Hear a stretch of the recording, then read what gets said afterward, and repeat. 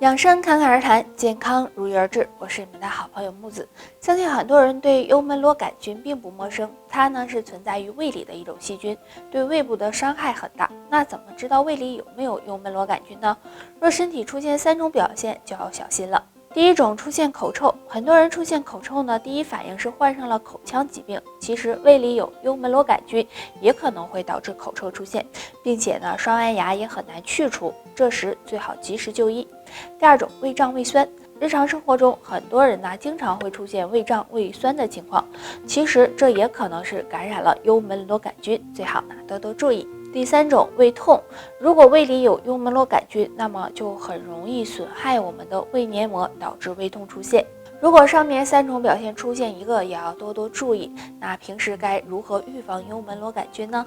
建议大家可以常用丁香叶泡水喝。丁香叶有一定的药用价值，其中还含有丁香油和丁香酚等成分，有抗菌消炎、养胃暖胃的功效，可以抑制幽门螺杆菌，保护胃黏膜，预防胃部疾病。话说10人9胃病，也就是说现在胃不好的人越来越多了，都是因为不规律的饮食导致的。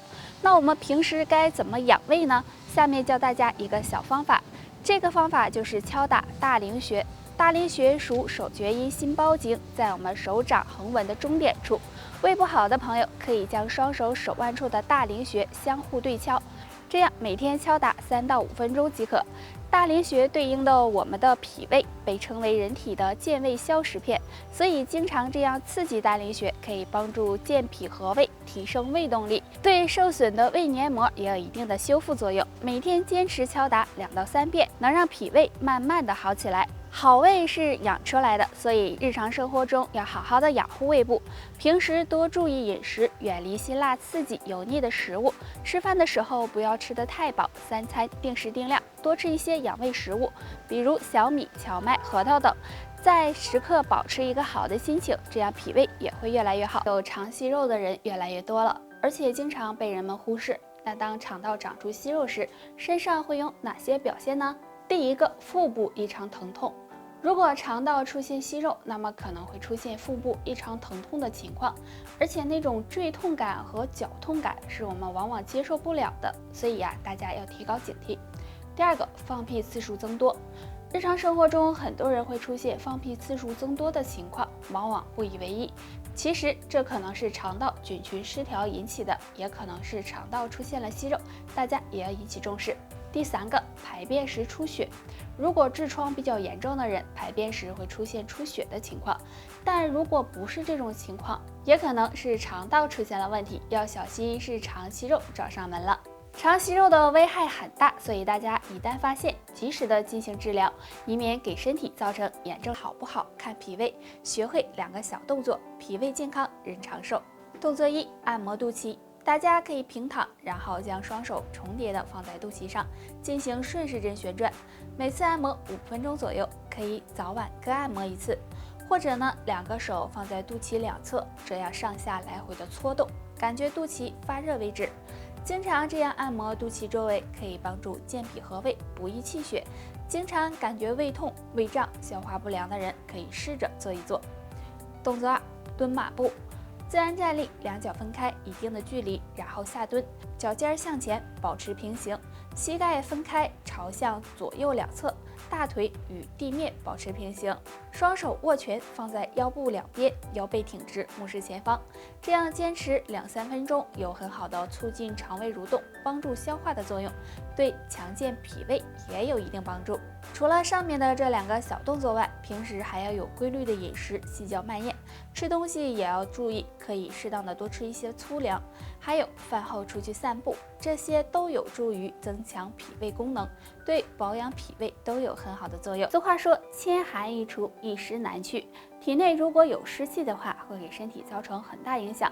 那如何知道体内是否有湿气呢？可以从下面3个表现判断。表现1，大便不成形。若排便时出现大便不成形，而且很黏腻，经常粘在马桶上的情况，那么就可能是体内湿气太重了。表现2，四肢无力。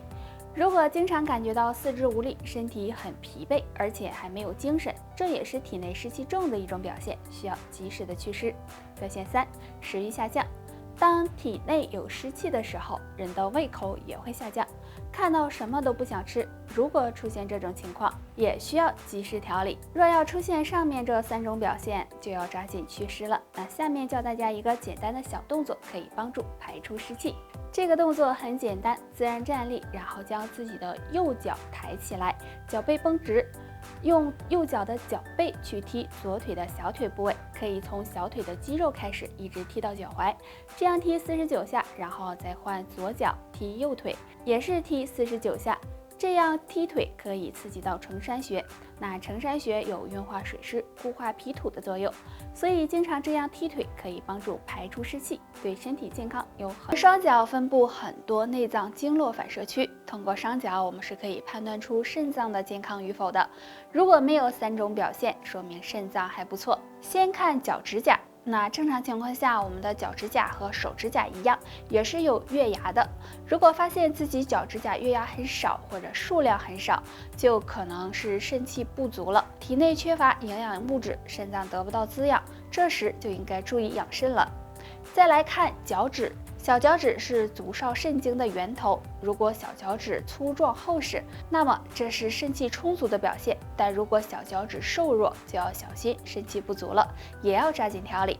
最后看脚掌纹，伸出自己的脚，看一下脚掌的纹路。如果脚掌纹很深的话，就可能是肾脏不太好了，也可能是内分泌失调引起的。肾不好该怎么办呢？下面教大家一个小动作，有助养肾护肾。这个动作就是扫耳搓耳。自然站立，双腿屈膝，先用左手叉腰，右手扫耳朵2次，再换右手叉腰，左手扫耳朵2次，最后再双手交叉搓拉耳垂，这样为一组，每次做50下。中医认为肾开窍于耳，这样搓耳朵可以帮助养护肾脏。现在血压高的人越来越多了，也逐渐的向年轻人蔓延。当血压高时，经常会出现头晕、头痛、失眠等症状。那该怎么调节血压呢？可以试着按压手上的降压点。这个降压点就是神门穴。神门穴相信很多人都很熟悉了。神门穴是手少阴心经上的重要穴位，在手腕上，腕掌侧横纹尺侧端，尺侧腕屈肌腱的桡侧凹陷处。那找穴位时，可以从小手指延伸下来，到手掌根部末端的凹陷处。找到之后，可以用对侧手的大拇指进行按揉，睡前按揉5分钟左右。2侧都要按到。神门穴有很好的宁心安神、补益心气的功效，经常按摩对降血压以及高血压引起的心悸、失眠都有很好的作用。高血压除了用药物和上面这个小动作外，还要注意饮食，少吃咸的食物，多喝水，多补充水分，对降血压也有一定帮助。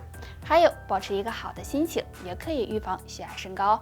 好了，本期内容到这里就结束了。大家还有什么疑问或者是建议，可以在评论区给我们留言。我们下期再见吧。